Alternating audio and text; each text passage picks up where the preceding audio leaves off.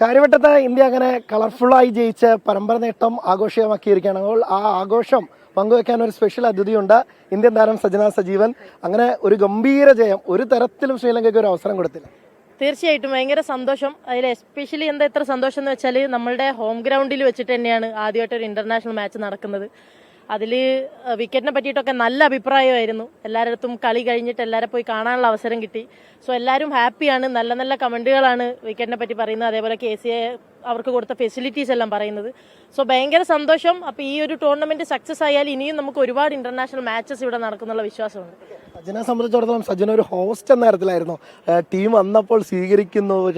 കഴിഞ്ഞ ദിവസം പ്രാക്ടീസ് സെഷനിൽ ടീമിനൊപ്പം ഉടനീളമുണ്ടായിരുന്നു. അവർക്ക് പന്തെറിഞ്ഞു കൊടുക്കുന്നു. അപ്പോൾ നമ്മുടെ വീട്ടിലേക്ക് വന്ന ഒരാളെ എങ്ങനെയാണോ ട്രീറ്റ് ചെയ്യേണ്ടത് അതുപോലെയായിരുന്നു അല്ലേ?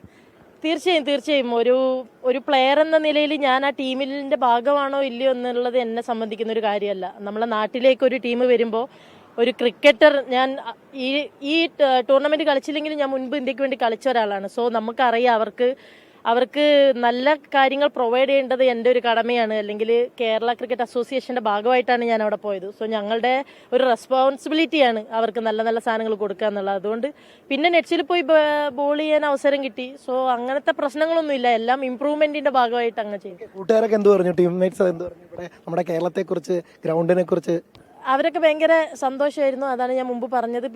വിക്കറ്റിനെ പറ്റി ചോദിച്ചിരുന്നു. എല്ലാവർക്കും നല്ല അഭിപ്രായം, പക്ക T20 ട്രാക്കാണ് എന്നാണ് പറയുന്നത്. സോ ഭയങ്കര സന്തോഷം. അവരുടെ അടുത്തുനിന്ന് ഒരു പോസിറ്റീവ് കൊമന്റ്സ് നമുക്ക് വരുന്ന സമയത്ത് നമുക്ക് ഭയങ്കര സന്തോഷമാണത്. നമ്മളെ നാട്ടിൽ വന്നിട്ട് അവരൊന്നും ഒരു നെഗറ്റീവ് പറയാനില്ല എന്ന് കേൾക്കുമ്പോൾ തന്നെ ഭയങ്കര അഭിമാനം. മത്സരം കൂടിയുണ്ട്. ഇന്ത്യക്ക് ഈ ഒരു സെയിം പ്രകടനം ഉറപ്പായും പ്രതീക്ഷിക്കാം. 5-0 ഉറപ്പിക്കാം.